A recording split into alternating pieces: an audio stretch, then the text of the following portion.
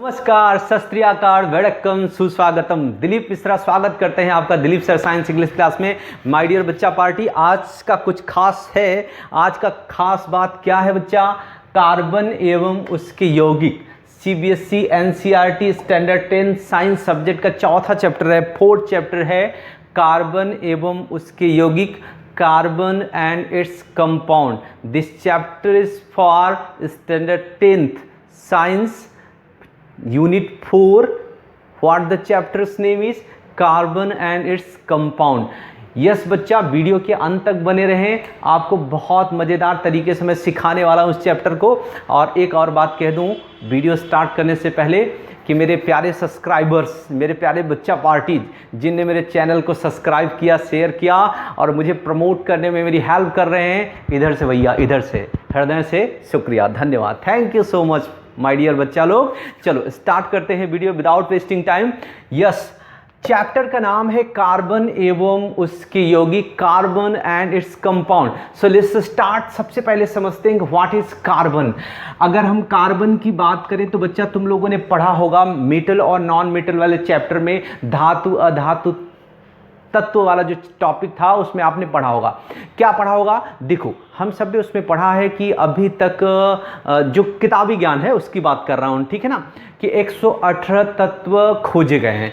वो 118 तत्वों को उनके गुणधर्मों के आधार पर धातु अधातु उपधातु, धातु अधातु उपधातु या अर्धधातु में metal non metal metalloid, metal non metal metalloid, धातु अधातु अर्धधातु या उपधातु में क्या किया गया है? वर्गीकृत किया गया है, डिवाइड किया गया है। देखो, जो एलिमेंट्स ऐसे थे जिनमें मेटल्स धातुओं के लक्षण थे उनको कौन सी कैटेगरी में रखा? धातु तत्व कहा। और जो धातुओं से अलग गुणधर्म दर्शा रहे थे उनको क्या कहा? अधातु नॉन मेटल कहा। और वो तत्व जिनमें धातु और अधातु दोनों की थोड़ी बहुत कैटेगरी थी, गुण थे, उनको कह दिया अर्धधातु मेटलॉइड। क्लियर है? अच्छा, अब हम धातु तत्व की बात करें तो आयरन है, लोहा है, सोना है, चांदी है, तांबा है, पीतल है, एल्युमिनियम है, वे सारी चीज़ें बच्चे क्या है? धातु तत्व हैं। अधातु की बात करें तो अधातु में हमारा नाइट्रोजन है, हाइड्रोजन है, ऑक्सीजन है और तमाम ऐसी चीज़ें हैं, सल्फर है, ये सब क्या है बच्चे? अधातु तत्व है। कार्बन भी क्या है? अधातु तत्व है। सिलिकॉन और जर्मेनियम ये क्या है? अर्धधातु तत्व हैं। तो इससे हमको पता चल गया है कि जो कार्बन है बच्चा क्या है? अधातु तत्व है। पहली बात हमको समझ में आई कि कार्बन जो है वो नॉन मेटल है। यस माय डियर बच्चा, कार्बन क्या है? Non metal, is not a metal. ये अधातु तत्व है, मेटल नहीं है, अधातु तत्व है। और कार्बन का जो संकेत है, सिग्नल है, सिंबल है, प्रतीक है, वो क्या है? सी है। कार्बन को बच्चे हम कैसे दर्शाते हैं? सी से। दो बातें हमने पढ़ी कि कार्बन क्या है? नॉन मेटल है, अधातु तत्व है। और कार्बन का प्रतीक जो होता है वो क्या है? कार्बन का प्रतीक सी है। अच्छा, एक बात और है कि ये जो कार्बन है ना, वो सर्वतोमुखी, वर्सटाइल नेचर वाला तत्व है। सर्वतोमुखी, या हम इसको कह सकते हैं बहुमुखी, या अंग्रेजी में हम इसको कह सकते हैं अनेक गुणों वाला, हिंदी में कह सकते हैं ये अनेक गुणों वाला तत्व है। इसमें एक नहीं, हजारों गुण हैं, अनेक गुणों वाला, या हम इसको कह सकते हैं वर्सेटाइल नेचर वाला। ये हमारा एलिमेंट है कौन? कार्बन। यस माय डियर बच्चा, हमने दो बातें पढ़ी। कार्बन क्या है? अधातु तत्व है और इसका प्रतीक क्या है? सी है। और ये जो कार्बन है वो सर्वतोमुखी है, यानी बहुमुखी है, अनेक गुणों वाला है या वर्सटाइल नेचर वाला है। ये हमारा कार्बन एलिमेंट कैसे वर्सटाइल नेचर वाला है? देखो, कार्बन के अंदर एक खास बात है कि कार्बन अपने जैसे दूसरे या अन्य कार्बन परमाणुओं के साथ लंबी श्रृंखला वाला, लंबी चेन वाला, लॉन्ग चेन वाला कार्बनिक यौगिक बना सकता है। ब्रांच्ड चेन, शाखित श्रृंखला में जुड़ सकता है। रिंग, वलय में जुड़ करके कंपाउंड बना सकता है, यौगिक बना सकता है। सिंगल बॉन्ड, डबल बॉन्ड और ट्रिपल बॉन्ड वाले भी यौगिक बना सकता है। मतलब कार्बन के अंदर बहुत सारे गुण हैं, अनेक गुणों वाला है, बहुमुखी प्रतिभा वाला है, वर्सटाइल नेचर वाला है या सर्वतोमुखी है। समझ में आया? तो ये जो सर्वतोमुखी कार्बन है ये पृथ्वी की भूपर्पटी में, कहाँ पर बच्चे? पृथ्वी की भूपर्पटी में, पृथ्वी की भूपर्पटी में खनिज के रूप में, पृथ्वी की भूपर्पटी में, पृथ्वी की भूपर्पटी में खनिज के रूप में, कौन से रूप में? खनिज के रूप में मिलता है। कैसे मिलता है? खनिज के रूप में इसकी प्रेजेंस जो है वो कितना है? 0.02%। यानी ये सर्वतोमुखी प्रकृति वाला जो हमारा कार्बन कंपाउंड है पृथ्वी की भूपर्पटी में खनिज के रूप में 0.02% मात्रा में उपलब्ध है। और वायुमंडल में, कहाँ पर? हवा में, वायुमंडल में, एटमॉस्फेयर में ये कार्बन डाइऑक्साइड के रूप में, कौन से रूप में? कार्बन डाइऑक्साइड के रूप में 0.03% अमाउंट में क्या है? प्रेजेंस है, उपस्थित है। बात समझ पा रहे हो बच्चों? हम लोगों ने पढ़ा कि जो कार्बन है वो अधातु तत्व है, नॉन मेटल है और उसका जो सिंबल है, प्रतीक है वो C है। कार्बन सर्वतोमुखी, बहुमुखी या अनेक गुणों वाला, वर्सटाइल नेचर वाला कंपाउंड है, एलिमेंट है। क्यों ऐसा है? क्योंकि ये बहुत सारे केमिकल कंपाउंड, रासायनिक यौगिकों को बना सकता है। और ख़ास बात है कार्बन अपने जैसे दूसरे कार्बन परमाणुओं के साथ जुड़ करके, ऐड होकर के लंबी चेन वाला, लंबी श्रृंखला वाला कार्बनिक यौगिक बना सकता है। ब्रांच चेन वाला शाखित श्रृंखला में, रिंग वलय वाली श्रृंखला में जुड़ करके कार्बनिक यौगिक बना सकता है। और ख़ास बात है कि यह single bond, double bond, triple bond वाले भी कार्बनिक यौगिकों को बनाता है। यानी इसमें गुणों की भरमार है, यानी इतने सारे गुण हैं जिसकी बात, यानी ये अद्वितीय प्रतिभा वाला एलिमेंट है। ठीक है।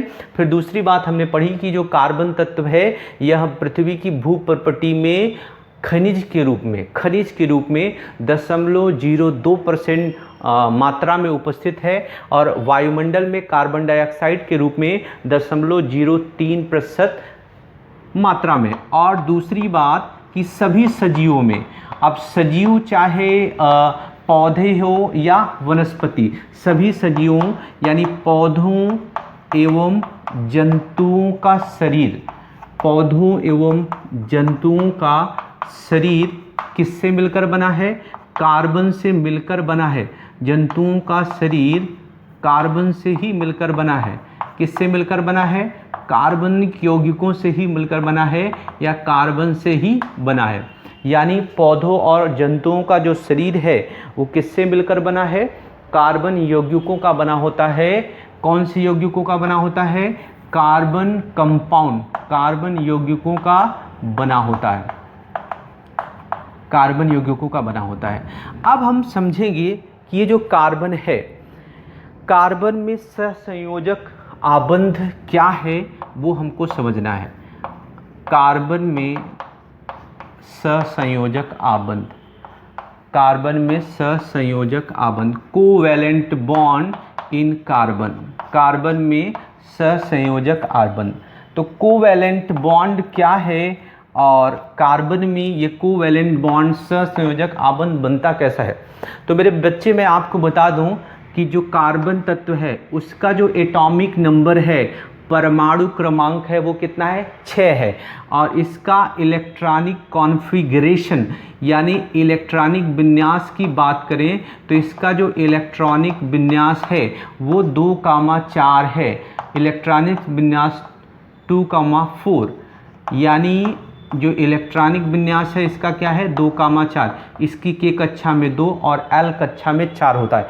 अगर के और एल कक्षा आपको नहीं बता है तो मैं आपको 2 मिनट के अंदर बता दूं कि अगर आपने एटम्स 9th में, स्टैंडर्ड 9th में एटम्स परमाणुओं के बारे में पढ़ा होगा तो उसमें आपने पढ़ा होगा कि कोई भी जो एटम होता है ना, एटम परमाणु होता है, उस परमाणु खोखले गोले जैसा होता है। उसके सेंटर में एक न्यूक्लियस होता है, नाभिक होता है, उसको हम लोग क्या बोलते हैं? न्यूक्लियस या नाभिक। ये न्यूक्लियस के अंदर धन आवेशित कण यानी प्रोटॉन जैसे कण रहते हैं और उसके चारों ओर ऑर्बिट्स होती हैं, कक्षाएं होती हैं, और उन कक्षाओं में क्या रहते हैं, इलेक्ट्रॉन्स रहते हैं। और पहली कक्षा और इन कक्षाओं को नील्स बोहर ने 1, 2, 3, 4 अथवा KLMN नाम दिया, KLMN नाम दिया। और इलेक्ट्रॉनिक विन्यास भी आपको पता है कि पहली कक्षा में आप मैक्सिमम 2 इलेक्ट्रॉन और उसके बाद वाली कक्षाओं में 8-8 इलेक्ट्रॉन करके आप क्या करोगे, भरोगे। तो इस तरह से आप देखोगे KLM, तो इसकी K कक्षा में कितने इलेक्ट्रॉन हैं, 2, और L कक्षा में कितने हैं, 4। अब हमने एक और बात पढ़ी थी कि कोई भी एलिमेंट होता है, कोई भी तत्व होता है, उसकी बाहरी कक्षा में उपस्थित इलेक्ट्रॉनों की संख्या ही उसकी वैलेंसी, उसकी संयोजकता कहलाती है।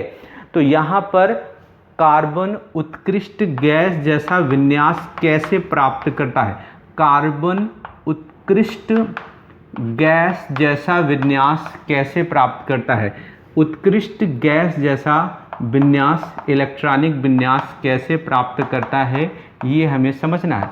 इलेक्ट्रॉनिक विन्यास कैसे प्राप्त करता है, देखो ये जो हमारा कार्बन है, हमने इसका इलेक्ट्रॉनिक विन्यास दिया 2,4, 2,4 है।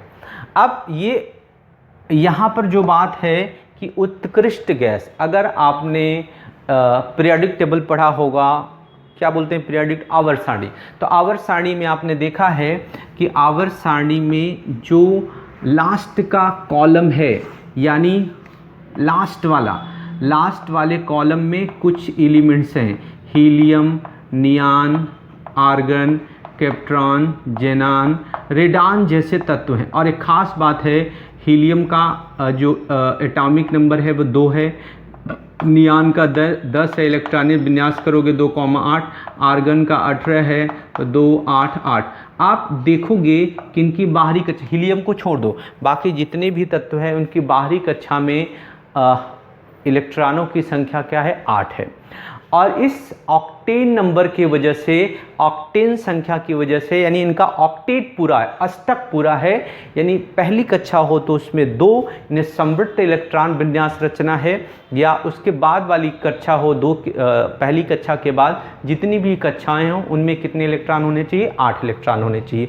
तो वो क्या होगा, निष्क्रिय होगा, उत्कृष्ट होगा, किसी से कोई भी रासायनिक अभिक्रिया नहीं करेगा। तो यहाँ पर हमको कार्बन को भी क्या करवाना है, उत्कृष्ट गैस वाला विन्यास प्राप्त करवाना है। तो कैसे कार्बन उत्कृष्ट गैस वाला विन्यास प्राप्त करेगा, हमें यहाँ से सीखना है। पहली बात हम जानते हैं कि कार्बन जो है वो चतुर्संयोजक है, चतुर्संयोजक है, टेट्रावैलेंट है, चतुर्संयोजक है, यानी इसकी संयोजकता कितनी है, 4 है। हमको कहाँ से पता, बाहरी कक्षा में जो इलेक्ट्रॉन है, अष्टक पूरा करने के लिए जो इलेक्ट्रॉन जितने चाहिए वही उनकी क्या होती है, संयोजकता। तो कार्बन की संयोजकता कितनी है, 4। इसकी बाहरी कक्षा में 4 इलेक्ट्रॉन की कमी है 8 पूरा करने के लिए, तो अतः कार्बन क्या है, चतुर्संयोजक है। चतुर्संयोजक है अर्थात इसमें बाहरी कक्षा में कितने इलेक्ट्रॉन है, 4। अब इसको 4 इलेक्ट्रॉन है इसकी बाहरी कक्षा में। अब इन 4 इलेक्ट्रॉनों, 2 ऑप्शन है इसके पास। पहला ऑप्शन कि अपनी बाहरी कक्षा में जो 4 इलेक्ट्रॉन हैं, इन 4 इलेक्ट्रॉनों का त्याग कर दे, 4 इलेक्ट्रॉन खो करके 4 धन आयन बना ले, या ये कहीं से भी 4 इलेक्ट्रॉन प्राप्त करके कार्बन के 4 ऋण आयन बना ले। अगर ये धन और ऋण आयन बना लेता है तो ऑप्शन क्या होगा कि तब ये आयनिक आबंध बनाकर एक दूसरे से जुड़ जाएगा। लेकिन कंडीशन ये है कि अब कार्बन अपनी बाहरी कक्षा के 4 इलेक्ट्रॉनों को त्याग करके धन आयन नहीं बना सकता है, और यानी 4 इलेक्ट्रॉनों को अगर त्याग करवाना है तो इसे अत्यधिक ऊर्जा की आवश्यकता होगी, इतनी ऊर्जा इसको मिलने वाली नहीं है। अब यानी और 4 इलेक्ट्रॉन रखने की क्षमता भी इसके अंदर अपने अंदर नहीं है, यानी ये 4 इलेक्ट्रॉनों को अपने अंदर रख भी नहीं सकता है और 4 इलेक्ट्रॉनों का त्याग करके धन आयन नहीं बना सकता। मतलब ये धन और ऋण आयनों की वजह से यानी आयनिक आबंध नहीं बना सकता। अब आयनिक आबंध नहीं बना सकता तो क्या करेगा, दोस्ती तो इसको करनी पड़ेगी, आबंध तो बनाना पड़ेगा। अब क्या करता है कि कार्बन अपने जैसे अन्य कार्बन परमाणु के साथ या दूसरे तत्वों के परमाणुओं के साथ इलेक्ट्रॉनों की बराबर की भागीदारी से, बराबर की साझेदारी से क्या करता है, आबंध बनाता है। और जब कोई भी तत्व इलेक्ट्रॉनों की बराबर की साझेदारी से, भागीदारी से आबंध बनाता है तो इस प्रकार के आबंध को हम लोग कहते हैं सहसंयोजक आबंध। कौन सा आबंध बोलते हैं बच्चे, सहसंयोजक आबंध, कोवैलेंट बॉन्ड। यानी यहाँ पर कार्बन के अलावा हाइड्रोजन, नाइट्रोजन, ऑक्सीजन, क्लोरीन, पानी का अणु, बहुत सारे यौगिक हैं जो कार्बन के अलावा क्या करते हैं, सहसंयोजक आबंध बनाते हैं। n अणुओं के बीच में क्या बनता है, कोवैलेंट बॉन्ड बनता है। कैसे कोवैलेंट बॉन्ड बनता है, इलेक्ट्रॉनों की बराबर की साझेदारी से ये क्या बनाते हैं, सहसंयोजक आबंध बनाते हैं। तो एक ही प्रकार के या विभिन्न प्रकार के परमाणुओं के बीच, ध्यान देना, एक ही प्रकार के या विभिन्न प्रकार के परमाणुओं के बीच इलेक्ट्रॉनों की बराबर की साझेदारी से जो आबंध बनता है उस आबंध को बच्चों हम क्या बोलते हैं, सहसंयोजक आबंध, सहसंयोजक आबंध। तो हाइड्रोजन, नाइट्रोजन, ऑक्सीजन में हम देखते हैं कि कैसे ये अणुओं के बीच में क्या हो रहा है, कोवैलेंट बॉन्ड, सहसंयोजक आबंध बन रहा है। चलिए देखते हैं। जैसे हाइड्रोजन, ये हाइड्रोजन का मॉलिक्यूल है, हाइड्रोजन का अणु है। हाइड्रोजन के इस मॉलिक्यूल में हाइड्रोजन के 2 परमाणु हैं। हमको पता है कि हाइड्रोजन का जो एटॉमिक नंबर है, परमाणु क्रमांक 1 होता है। यानी इसकी बाहरी कक्षा में, दोनों हाइड्रोजन की बाहरी कक्षा में कितना कितना इलेक्ट्रॉन है, 1 इलेक्ट्रॉन है। अब ये दोनों उत्कृष्ट गैस हीलियम जैसी रचना प्राप्त करना चाहते हैं, स्थायी बनना चाहते हैं, तो इनके पास 1 इलेक्ट्रॉन न तो ये खो सकता है, न तो ये खो सकता है, यानी इलेक्ट्रॉन के लेन देन की संभावना नहीं है। तो यहाँ पर एक बात आती है कि दोनों हाइड्रोजन भाई एक दूसरे के पास आते हैं। ये हाइड्रोजन भाई इस हाइड्रोजन भाई के साथ कहता है, भैया अपना 1 इलेक्ट्रॉन हमको दे दो, हमारा काम हो जाएगा। बोले ठीक है ले लो, लेकिन इसने कहा ऐसे नहीं होगा, आपको भी मुझे देना पड़ेगा। बोले कोई बात नहीं, ले लो। अब यहाँ पर हम क्या देख रहे हैं कि यहाँ पर एक जोड़ा इलेक्ट्रॉनों की बराबर की क्या हो जाती है, साझेदारी हो जाती है। यानी इनके बीच सिंगल बॉन्ड, एकल आबंध बन जाता है। और इस तरह से सिंगल बॉन्ड, एकल आबंध बनने की वजह से इनके बीच दोस्ती होकर के हाइड्रोजन मॉलिक्यूल, हाइड्रोजन अणु का क्या हो रहा है, निर्माण हो रहा है। हम देख रहे हैं कि इनके बीच जो इलेक्ट्रॉन हैं, इलेक्ट्रॉनों का एक जोड़ा क्या कर रहा है, साझेदारी कर रहा है। जैसे आप इमेजिन करो कि कोई वस्तु है जो 10 रुपए की आती है। जस्ट इमेजिन करो कोई नोटबुक या बुक की ही बात कर लेते हैं जो 10 रुपए की आती है। 2 दोस्त हैं, अब दोनों के पास 5-5 रुपए है। कोई भी अकेले उस किताब को अफोर्ड नहीं कर सकता है। तो एक कंडीशन आती है कि चलो एक काम करते हैं, दोनों जन मिल करके 5-5 रुपया मिला करके 10 रुपए की बुक खरीद लेते हैं। वो किताब तुम्हारी भी होगी, हमारी भी होगी, अल्टरनेट करके हम पढ़ लेंगे। तो ऐसी सिचुएशन आती है, यहाँ पर भी इलेक्ट्रॉनों की बराबर की साझेदारी से क्या बन जाता है, आबंध। यहाँ चलिए देखते हैं, ऑक्सीजन अणु में ऑक्सीजन के कितने परमाणु हैं, 2 परमाणु। हमको पता है जो ऑक्सीजन है उसका एटॉमिक नंबर क्या होता है, 8 होता है। परमाणु क्रमांक क्या होता है, 8 होता है। इलेक्ट्रॉनिक विन्यास करोगे तो क्या होगा, 2,6। तो बाहरी कक्षा के इलेक्ट्रॉन ही क्या करते हैं, साझेदारी में हिस्सा लेते हैं। तो बाहरी कक्षा के इलेक्ट्रॉनों की बात करें तो बाहरी कक्षा के में कितने इलेक्ट्रॉन हैं, 6 इलेक्ट्रॉन हैं। 2 ऑक्सीजन के परमाणु हैं जिनकी बाहरी कक्षा में इलेक्ट्रॉनों की संख्या क्या है, 6 है। ये ऑक्सीजन के क्या हैं, परमाणु हैं, एटम हैं। अब कंडीशन ये आती है कि इनको 8 करना है। अब 8 करने के लिए 6 इनके पास है, 2 कहीं से मिल जाए। अब 2 कहीं से मिल जाए, दोनों समान परमाणु हैं। ये दोनों भाई एक दूसरे के पास आते हैं और कहते हैं भैया एक काम करो कि तुम्हारे पास 6 है, हमारे पास भी 6 है, 2 हमें भी कमी है, 2 आपको भी कमी है। तो एक काम करते हैं कि 2 आप मुझे अपना दे दो, मेरे पास 8 हो जाएगा और आप मेरा ले लो। यानी यहाँ पर दो जोड़ा इलेक्ट्रॉनों की क्या हो गई, साझेदारी हो गई। तो यहाँ आपका आ गया डबल बॉन्ड, द्विआबंध। यहाँ पर कौन सा बॉन्ड बन गया बच्चे, द्विआबंध या डबल बॉन्ड। तो इस तरह का जो आबंध बन रहा है इलेक्ट्रॉनों की बराबर की साझेदारी से, इस आबंध को हम लोग क्या बोलते हैं, सहसंयोजक आबंध। इसी तरह से अगर हम देखना चाहें नाइट्रोजन अणु में, जो नाइट्रोजन का हमारा अणु है उसमें देखना चाहें, हमें पता है नाइट्रोजन अणु में नाइट्रोजन के कितने परमाणु हैं, 2 परमाणु हैं। नाइट्रोजन का इलेक्ट्रॉनिक विन्यास यानी जो एटॉमिक नंबर है वो कितना होता है, 7। इलेक्ट्रॉनिक विन्यास करोगे तो क्या होगा, 2,5। ठीक है, ओके। नाउ अब यहाँ पर 2 नाइट्रोजन हैं जिनकी बाहरी कक्षा में इलेक्ट्रॉनों की संख्या कितनी है, 5 है। अब दोनों को अष्टक पूरा करने के लिए, उत्कृष्ट गैस जैसी रचना प्राप्त करने के लिए चाहिए इनको उनकी बाहरी कक्षा में 8 इलेक्ट्रॉन। अब 8 इलेक्ट्रॉन यहाँ पर ये नाइट्रोजन भाई के पास जाता है और कहता है भैया हमको अपना इलेक्ट्रॉन दे दो, हमारा काम हो जाएगा, ले लो, अपना भी मुझे दे देना। तो यहाँ पर क्या हुआ, 3 जोड़ा इलेक्ट्रॉनों की साझेदारी हो गई और इस तरह से त्रिआबंध या ट्रिपल बॉन्ड क्या होता है यहाँ पर बन जाता है। ठीक है, द्विआबंध के बाद कौन सा बॉन्ड बन गया, त्रिआबंध बन गया। पानी के अणु H2O, पानी के अणु में भी हम सहसंयोजक आबंध बनता देख सकते हैं। पानी के अणु में 2 चीज़ें हैं, हाइड्रोजन है और ऑक्सीजन। हमें पता है हाइड्रोजन का परमाणु क्रमांक 1 और ऑक्सीजन का 8, इलेक्ट्रॉनिक विन्यास 2,6 और इसका तो पहली कक्षा है तो 1 ही होगा। ओके, यहाँ पर हाइड्रोजन टोटल कितने हैं, 2। ऑक्सीजन कितना है, ऑक्सीजन 1 है। ये ऑक्सीजन के पास टोटल नंबर ऑफ इलेक्ट्रॉन कितने हैं, 6 हैं। ये हाइड्रोजन बेचारे हैं, इनके पास अगर हम इलेक्ट्रॉनों की संख्या की बात करें तो इनके पास भी क्या है, 1-1 हैं। इनको 1-1 चाहिए। ऑक्सीजन भैया के पास जाते हैं, बोलते बड़े भाई हो आपके पास ज़्यादा है हमको दे दो। बोले ऐसे तो नहीं दूंगा लेकिन तुम भी अगर अपना दो, दोस्ती करो हमसे तो दोस्ती का हाथ बढ़ा लूँगा, बराबर की हिस्सेदारी होगी। बोले ठीक है, इसके साथ कर लिया और इसके साथ कर लिया।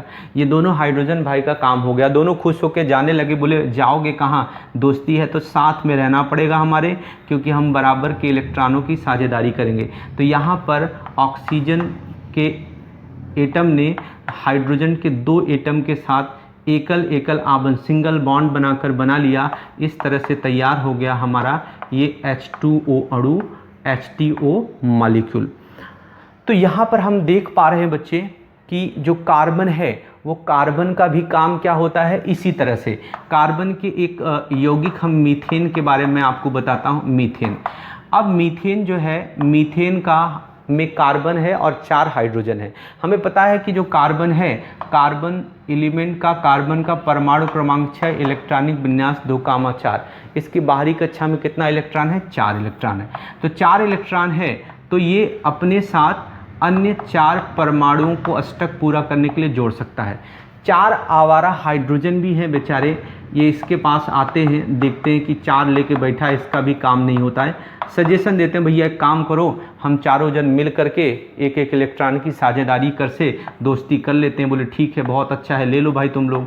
और जब सब लोगों ने ले लिया, सबका काम हो गया, बोले जाना नहीं पड़ेगा, दोस्ती है तो अब साथ में ही रहना पड़ेगा। और इस तरह से यहाँ पर क्या हुआ, 4 जोड़ा इलेक्ट्रॉनों, सिंगल एक जोड़ा इलेक्ट्रॉनों की साझेदारी हो गई। और इस तरह से मीथेन कंपाउंड भी कह सकते हो और या मीथेन अणु भी कह सकते हो। बच्चे कंपाउंड और यौगिक और मॉलिक्यूल में डिफरेंस मैं बता दूं। जैसे अगर दोनों परमाणु यानी अणु में जो भी परमाणु है, जैसे अणु हाइड्रोजन अणु है, ऑक्सीजन अणु है, नाइट्रोजन अणु है, मीथेन अणु है, पानी का अणु है, यह अणु में जो भी परमाणु हैं, अगर वो सारे परमाणु एक ही तत्व के होंगे तो वो सिर्फ मॉलिक्यूल है, अणु है, यौगिक नहीं है।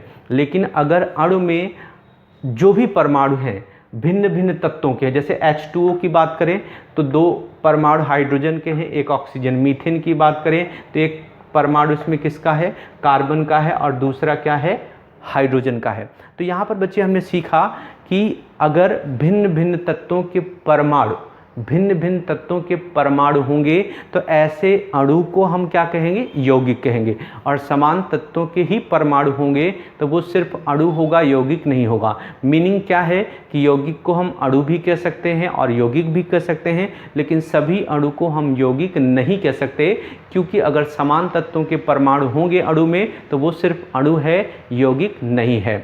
समझ में आई बात। और अब हम अगले टॉपिक पर चलेंगे। अगले टॉपिक पर डिटेल में बात करेंगे कि सहसंयोजक यौगिकों के गुणधर्मों की भी बात कर लेते हैं थोड़ी सी। तो सहसंयोजक यौगिकों के गुणधर्म क्या होते हैं वो समझ ले। यहाँ पर हमने 2-3 छोटे छोटे, पहली बात तो इनके जो गलनांक और क्वथनांक होते हैं वो निम्न होते हैं, गलनांक एवं क्वथनांक।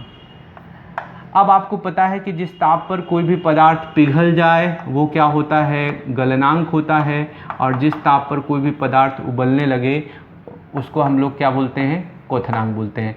तो इनके गलनांक और क्वथनांक क्या होते हैं, कम होते हैं। और उसके पीछे का जो रीजन है कि इनके बीच जो अंतर मॉलिकुलर फोर्स यानी अंतरा आणविक बल होता है वो थोड़ा सा क्या होता है, अंतरा आणविक बल क्या है, कमज़ोर है।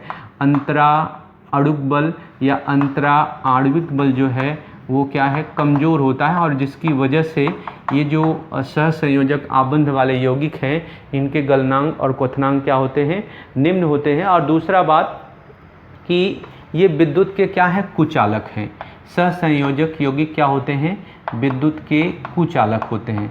विद्युत के कुचालक क्यों कह रहे हैं, क्योंकि इनमें धन और ऋण आयन नहीं बनते। कहीं पर देख रहे हो आप जिसमें धन और ऋण आयनों की वजह से यहाँ दोस्ती हुई है, आयनिक आबंध नहीं होता, यानी इसमें धन और ऋण आयनों का निर्माण नहीं होता है। इसकी वजह से ये यौगिक कैसे यौगिक हैं बच्चे, इसकी वजह से ये यौगिक हैं आपके कौन से, विद्युत के कुचालक।